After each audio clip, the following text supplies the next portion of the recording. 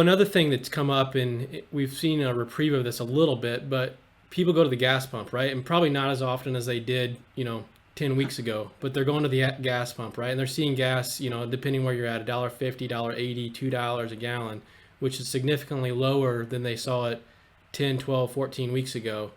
And so we see, gas prices are low. This is great.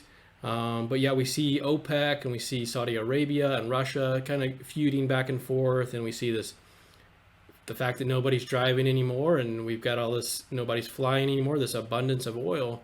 But isn't cheap oil, cheap gas a good thing for the economy? Yeah, Scott, it's a good question because to your point, I've almost forgotten what a gas station looks like. It's been so long since I've been there, as I sit here in the comfort of my own home, and as do you.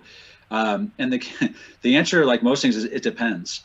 So to your point, lower gas prices are great for the consumer because they serve as tax breaks, right?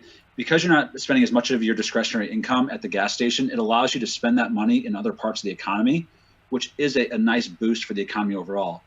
The challenge is that if the price of oil drops too low, these oil companies have certain costs it takes to produce and refine that oil. So if the price of oil falls too far, those companies can no longer make money. And if they can't make money, then what happens then at some point is you start to see job layoffs, right? So if they can't make money, there's job layoffs. Those people are now unemployed, which hurts the economy. Those people who are now unemployed, they're surrounded by cities that support those jobs, right? So those people were going to bakeries, grocery stores, restaurants. All those places are now impacted by the fact that these people don't have jobs. And then what you also see is, these oil companies have investors, right? So banks that lend these oil companies are also harmed if they have to go bankrupt because oil prices are too low.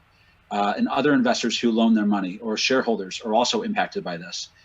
And then you also consider there's so many different parts of our economy that are not considered energy sector, but their ability to operate is so important, is based on energy and the ability to have access to oil.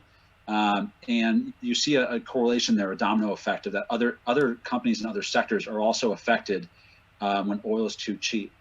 The last thing I'll mention on this is if you see bankrupts, in general, they reduce competition, which in the long run will actually cause prices to go higher. And in fact, that's part of what Russia's aim is to try and bankrupt some of the shale industry of the U.S. By putting this kind of pressure on them. And so in general, cheaper oil is good, but below a certain price, it becomes problematic for our economy. Because again, once we get out of this, most of us depend on our cars to be able to travel, to work. The ability to have access to oil is critical for our economy to function. So it's critical that industry is stable and has stability. And certainly you've seen the government echo those same comments in terms of their willingness to support it if need be.